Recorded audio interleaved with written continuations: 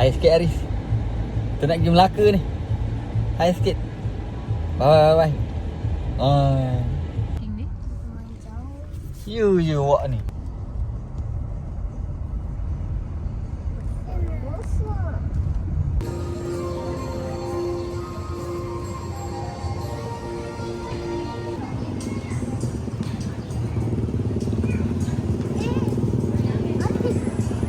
Hari berjalan.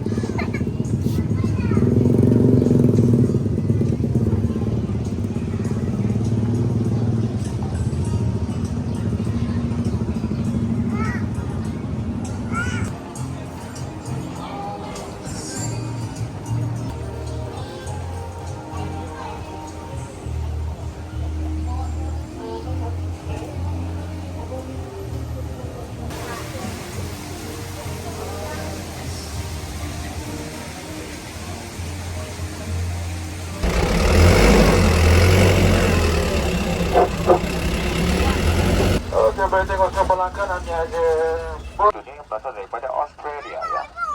Ini bukan burung unta ataupun Australia itu sama ya. Dia jenis burung yang tak boleh terbang. Dia ada sepasang ya jantan dengan betina. Kalau yang jantan tu belakang tu dia pun ada nama, so kita bagi nama dia Jack.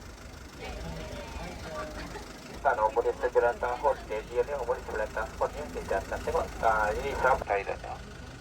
Ada 8 ekor betina tapi kami terlepas semua ya. Di sebelah kanan ni ada nama dia Amoy dengan Diana. Nak pegang apa pun boleh ya. Boleh pegang apa. Jadi pun ada baby dia. Kalau betina dia warna coklat. Nampak dah dia. Sebelah kiri tu ada banyak rusa. Artinya dia berasal daripada South Africa ya. Tengok ada jantan dengan betina. Nak bezakan jantan dengan betina. Jantan dia warna hitam. Kalau putih tu nama dia Kiki. Kiki umur dia 15 tahun ya. Ni sebelah dia tu warna coklatnya anak dia. Nama dia Lily. Kalau Lily umur dia 9 tahun. Kalau yang belakang tu kat ujung bawah pokok tu kalau dalam hari dia boleh makan 7 hingga 8 ekor. South Africa. Tapi kat ujung dah tu jauh. Kalau kita ni dia raja ya. Haiwan yang paling pantas berlari sebab dia boleh memacu 100 km. Dia malu. Bintang ni suka makan bobot ya, tapi kalau dapat sebelah kanan dia, warna kelabu tu dia berasal daripada India. Ini rusa ini bontot ke bentuk tu? Okey. Dan dalam yang berasal daripada Afrika ni sebelah kiri ni. Dengan yang kecil tu ada small antelope. Ada yang kecil dia sebelah kiri tu. Dengan dah hujan ya. Okey, pegang tu. Ada abang dengan makam. Ada baby, ada anak dia yang baru lahir setahun, nama dia Ahing ya.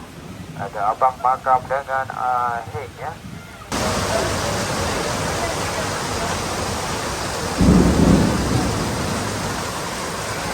Hujan hujan pun jalan.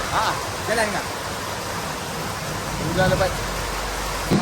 And having crossing out the road, elephant and water and elephant swimming stage on the right hand side.